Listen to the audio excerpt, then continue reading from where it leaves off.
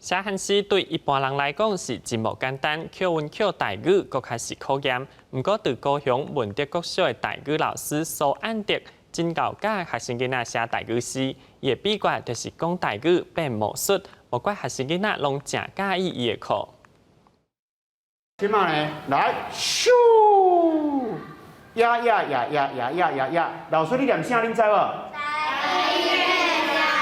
哦，台语8声调，咻，变红人嘞。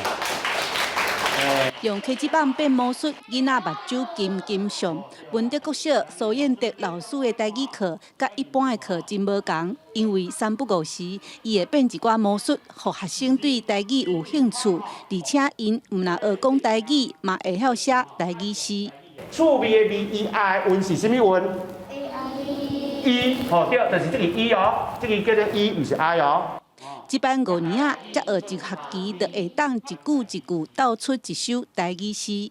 双眼爱照顾，近视足痛苦，目睭无前途，日子真歹度，生活真糊涂，塞车看无路，押韵上困难。安怎讲？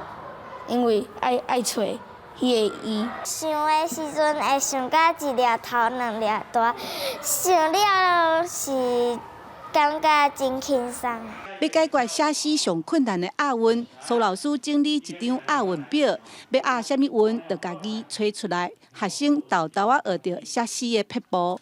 针对因定定出现一寡台语词，甲接应的，我就来甲整理遮个对照表，搁在押韵表拢甲整理好做好势，安尼囡仔去写作就较紧，因就较爱讲台语。为着要鼓励学生创作，苏彦德甲学生写的诗搭伫个教室，互大家欣赏。伊定定指导学生参加比赛，也是投稿，看到作品刊伫个报纸、杂志，有的学生欢喜甲跳起来。会晓讲台语，你着加一粒头壳，你思考的角度会无共款。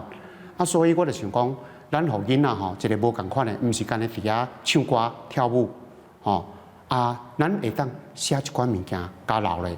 苏彦德教台语10几冬，伊家己嘛爱写台语诗，伊希望囡仔会当因为写诗找到兴趣甲成就，嘛较爱讲台语。记者陈嘉文、赖伟哲高雄报道。